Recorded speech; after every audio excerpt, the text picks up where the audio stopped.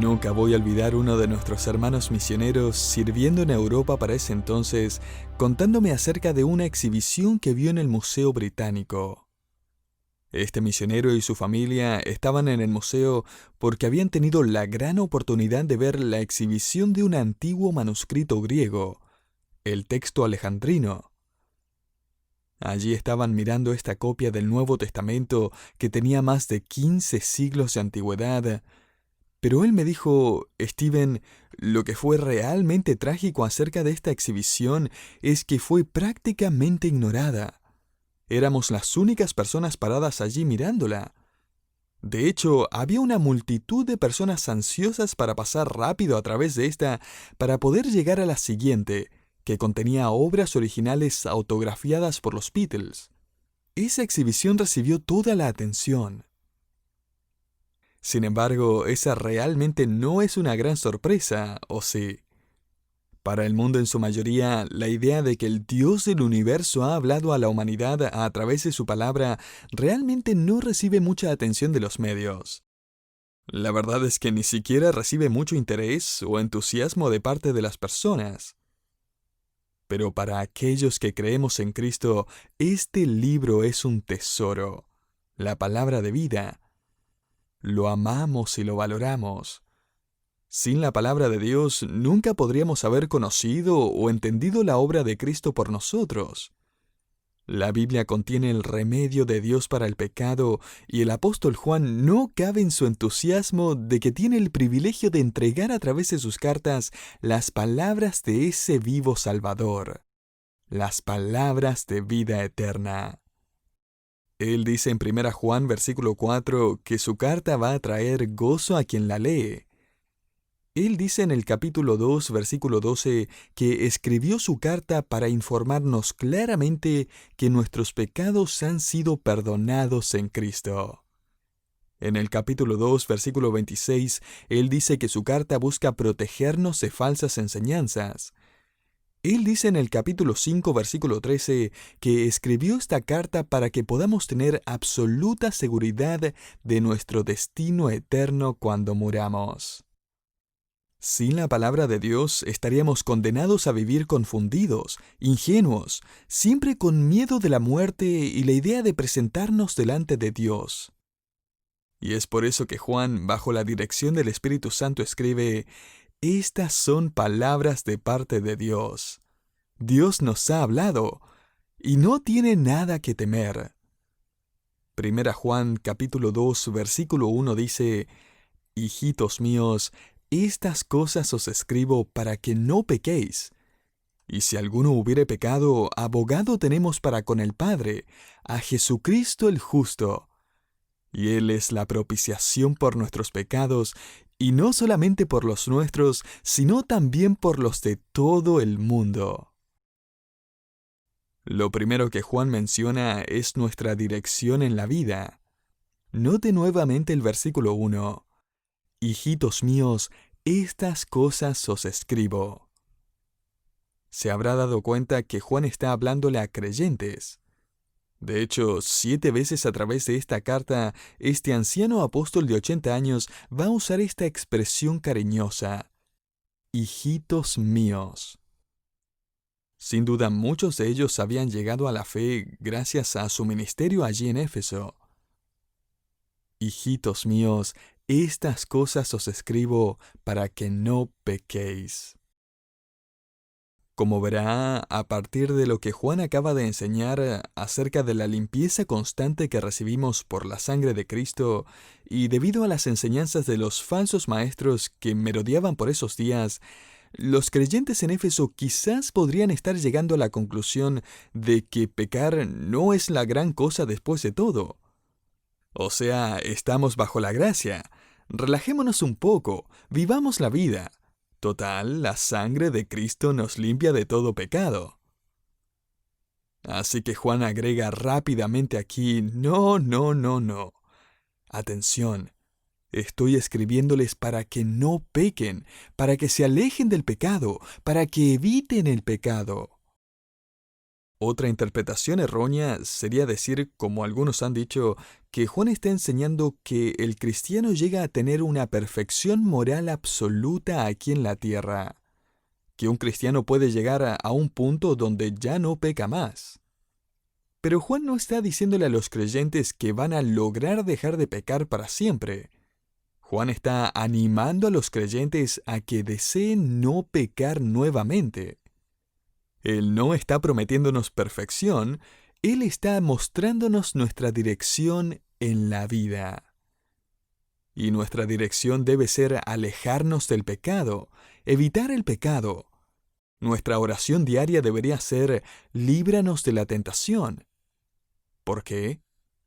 Porque hemos llegado a odiar el pecado y amar al Salvador que queremos obedecer. Un autor señaló 3 motivos para obedecer: temor, responsabilidad y amor. Obedecer porque tenemos que hacerlo, eso es temor. Obedecer porque necesitamos hacerlo, eso es responsabilidad. Pero obedecer porque queremos, eso es amor. Un esclavo obedece porque tiene que hacerlo, por temor. Un empleado obedece porque necesita hacerlo, por responsabilidad. Quizás él aún odie su trabajo, pero necesita el dinero. Pero un cristiano obedece porque quiere, por amor. Así es como aprendimos a obedecer como niños. Primero aprendimos a obedecer porque teníamos que hacerlo. ¿No es así? Miedo al castigo. El miedo a la cuchara de palo nos quitaba las ganas de desobedecer. Aprendimos a obedecer para evitar el castigo. Me acuerdo que había un arbusto justo afuera de la ventana de la cocina. De ahí mi madre podía sacar muy fácilmente ramas frescas para darnos de nalgadas. Orábamos para que ese arbusto se secara. Aún está allí. Mi madre me preguntó unos meses atrás: ¿por qué siempre que hablas de tu niñez en tus prédicas siempre te estoy dando de nalgadas? Porque esa fue mi niñez, y evidentemente me cuesta aprender. Me tomó un buen tiempo aprender que decir "no puedo evitarlo" no servía. Y como verá, Juan no quiere que lleguemos al punto en el capítulo 2 en que digamos: la verdad es que no puedo evitarlo. Él no nos está enseñando que vamos a alcanzar la perfección moral aquí en la tierra, pero tampoco nos enseña que estamos obligados a pecar, como si no pudiéramos evitarlo, porque ahora sí podemos. Me encanta cómo ilustraba esta verdad el pastor Barnhouse. Él frecuentemente contaba esta analogía para explicar por qué un cristiano puede pecar, pero no necesita pecar. Él contaba que la tripulación de un gran barco una vez tenía un capitán que literalmente se volvió loco durante uno de los viajes. Él perdió la cordura y la tripulación no supo qué hacer con él más que encerrarlo en un lugar seguro a bordo por el resto del viaje. Según la costumbre, el primer oficial inmediatamente se convirtió en el nuevo capitán del barco. Desde ese punto en adelante, el viejo capitán no tenía autoridad sobre la tripulación o el barco. El problema era que el viejo capitán no estaba de acuerdo y desde su encierro constantemente daba órdenes a los miembros de la tripulación. Él gritaba y hacía tanto alboroto que era fácil distraerse.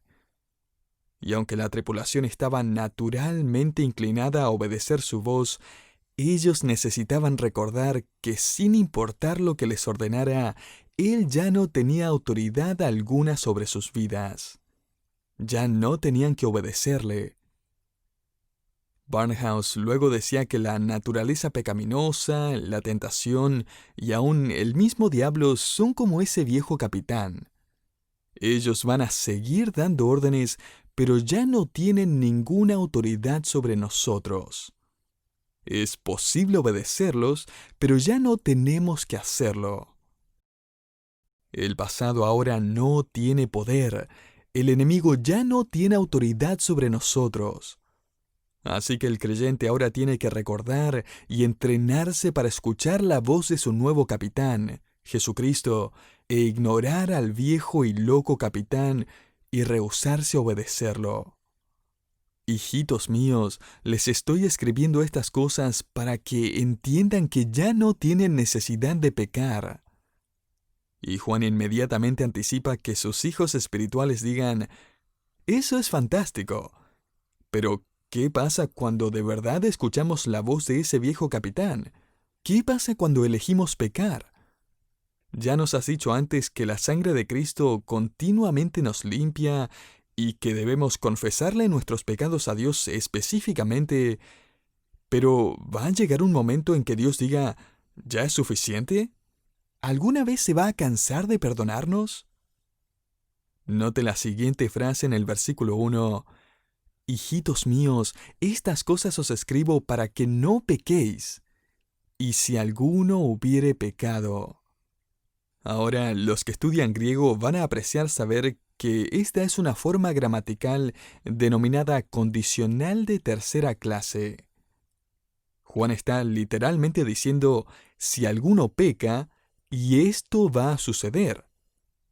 Podríamos traducir esta frase para capturar este condicional de tercera clase, y cuando alguien peca.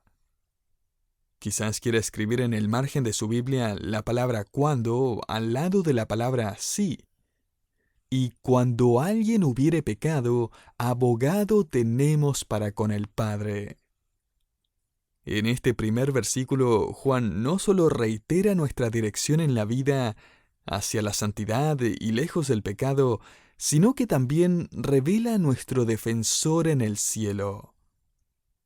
Tenemos un abogado para con el Padre. Lo que quiero hacer ahora es darles 5 observaciones acerca de nuestro abogado defensor. Número 1. Nuestro defensor es incansable. Nosotros tenemos un abogado. No desearíamos tener un abogado, o solíamos tener un abogado, pero se fue. Tenemos, tiempo presente, tenemos un defensor continuamente, incansablemente, eternamente. Y a todo esto no pase por alto el pronombre que escogió Juan. Nosotros tenemos un abogado. Me anima saber que Juan se incluyó a sí mismo porque quizás uno pensaría que él no estaba en el mismo bote con nosotros. Pero él lo está. Nosotros tenemos un abogado. Este es el vocabulario de una corte de justicia. Y automáticamente pensamos en un abogado bien vestido, llamado para defender al acusado y quien se para junto a su cliente en la corte. Pero esto es mucho más que solo eso. En los tribunales de justicia, en el tiempo que se escribió esta carta, el abogado tenía una estrecha relación con su cliente. Generalmente era un familiar, aunque no siempre. Un erudito del Nuevo Testamento señaló el hecho que el abogado en la generación de Juan no solo era contratado para defender una causa, él era el protector y el consejero del defendido.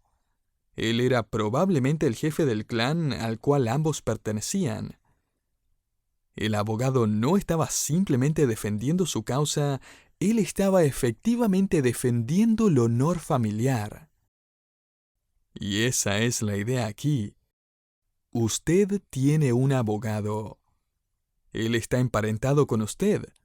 Él es la cabeza del clan. Y él va a hacer todo en su poder para defender la santidad y el honor familiar. A todo esto, necesitamos entender que esta palabra traducida a abogado es el sustantivo parakletos. Este es el mismo título que tiene el Espíritu Santo, traducido consolador o ayudador. Juan 14:16. Ambos, el Espíritu Santo y Jesús, tienen roles similares, pero ubicaciones distintas, por así decirlo. Él les dijo a sus discípulos que cuando Él ascendiera, el Espíritu Santo iba a descender, habitando en ellos y uniéndolos y enseñándoles. El Espíritu Santo es nuestro abogado asignado por Dios sobre la tierra. Jesús es nuestro abogado en el cielo. El Espíritu Santo hace intercesión desde nuestro interior sobre la tierra, Romanos 8:26, y Jesucristo está haciendo intercesión por nosotros en el cielo, Juan 17. A eso sí que podemos llamar tener buena cobertura legal. Y necesitamos este tipo de cobertura de parte de nuestro abogado porque tenemos un acusador. Él es el mayor chismoso que haya conocido en el mundo. Quizás crea que su vecina era chismosa o su hermano menor, pero estos ni se comparan con este chismoso. Y lo alarmante acerca de esto, y por lo que estos creyentes del primer siglo se preocupaban, es que el acusador, Satanás, ni siquiera tiene que inventar cosas. Todo lo que tiene que hacer es decirle a Dios la verdad. El acusador dice, ¿viste eso? ¿Escuchaste eso? Ahora, ¿qué vas a hacer, Dios? Y Jesús interviene diciendo, yo soy su abogado. Él es nuestro defensor incansable. Número 2. Nuestro defensor es ilimitado. Una de las cosas terriblemente irritantes para el acusador es que él nunca puede contarle algo al Padre acerca de nosotros que él ya no sepa. Note aquí en el versículo 1 nuevamente, abogado tenemos con el Padre. Nuestro abogado conoce al juez. Él tiene acceso ilimitado a la presencia del Padre. ¿Y qué cree que Jesús está diciéndole al Padre acerca de nosotros? ¿Cree acaso que Él está diciéndole, mira Padre, ellos son inocentes?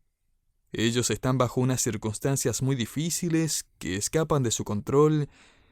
Ellos estaban atrapados y engañados, y creo que simplemente los deberíamos perdonar. Él no puede decir nada de eso, ¿o sí?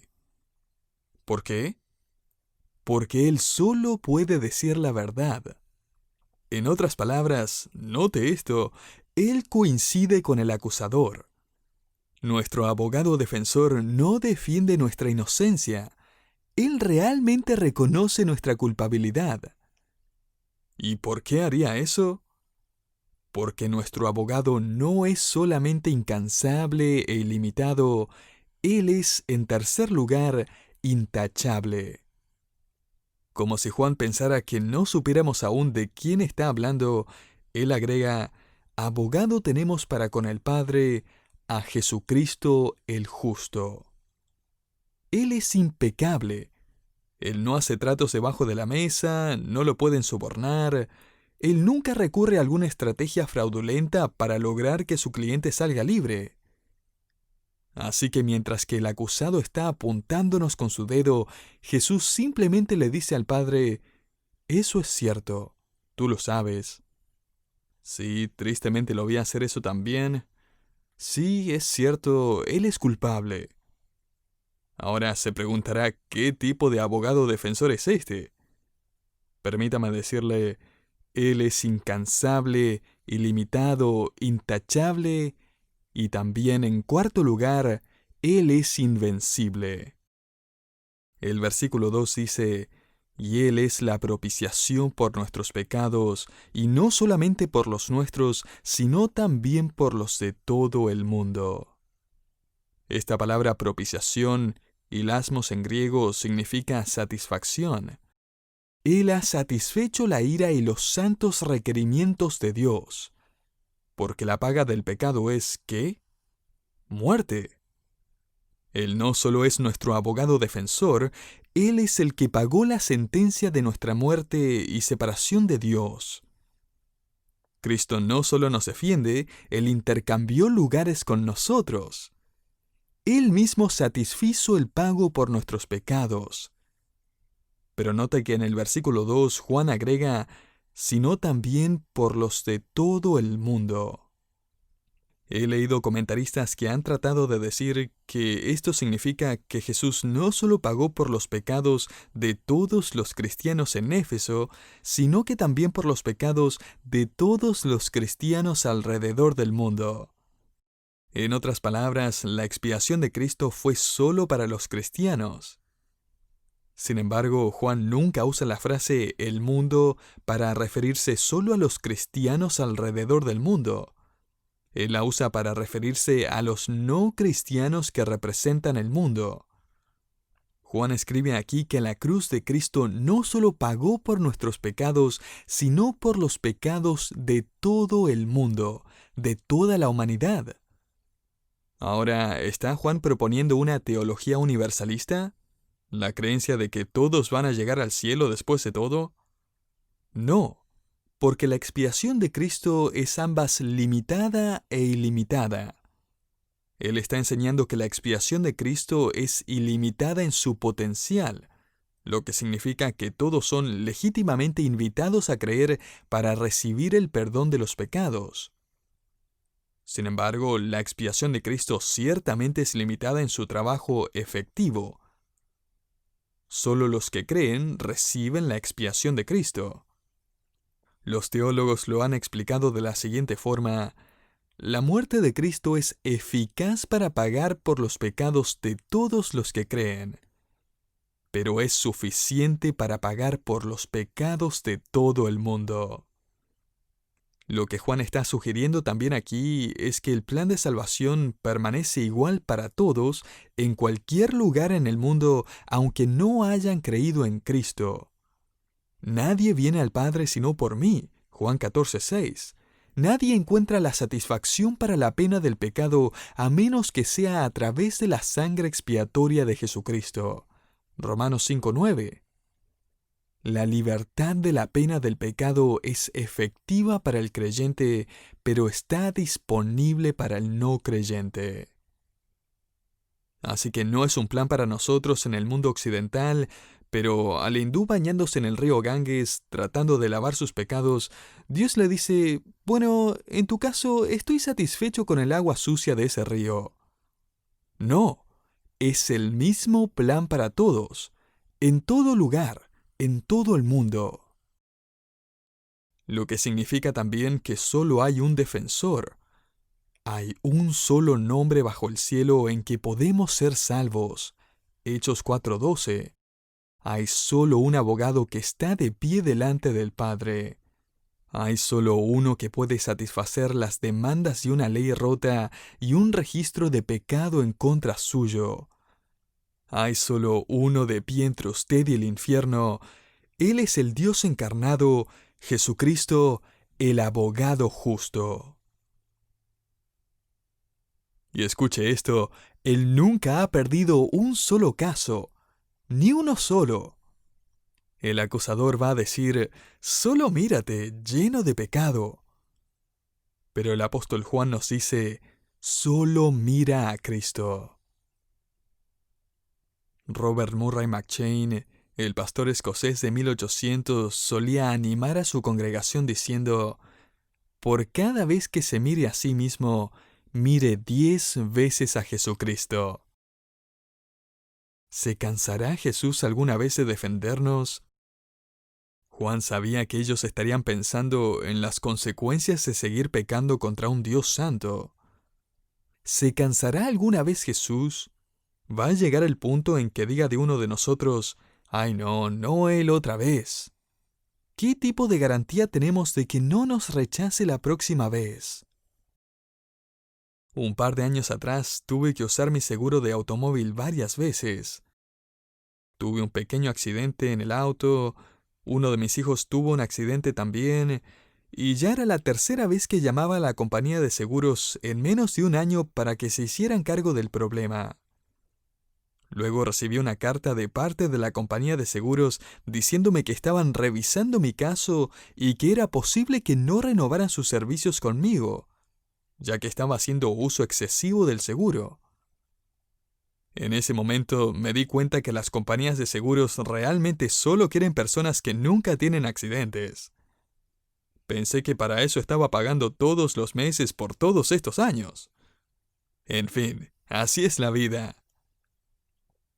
Hace no mucho tiempo atrás leí de un escritor que contaba que una compañía de seguros efectivamente rehusó renovarle sus servicios por razones similares.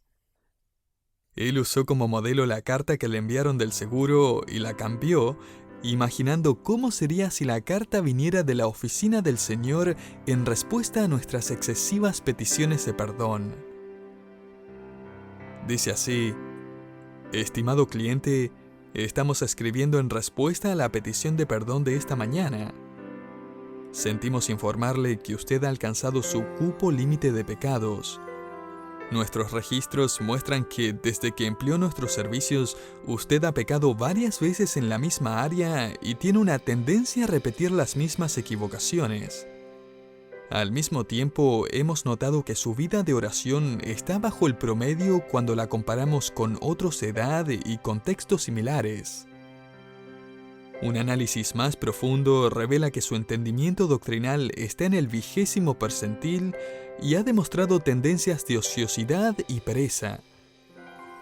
Ya que sus pecados han excedido la norma, ciertamente entenderá que estamos cancelando su póliza de seguros. El perdón tiene sus límites. Con eso en mente, Jesús le manda sus pesares y sus más cordiales saludos, esperando que pueda encontrar otro tipo de cobertura porque la nuestra ha sido suspendida. Querido oyente, cuando usted entra en la familia de Dios, usted tiene garantizada una cobertura permanente. Sus peticiones son revisadas por un defensor incansable. En él usted encuentra acceso ilimitado al Padre. Él tiene un carácter intachable y recto, y usted encuentra en él un registro invicto de causas defendidas. Él nunca ha perdido un caso y él no va a perder el suyo.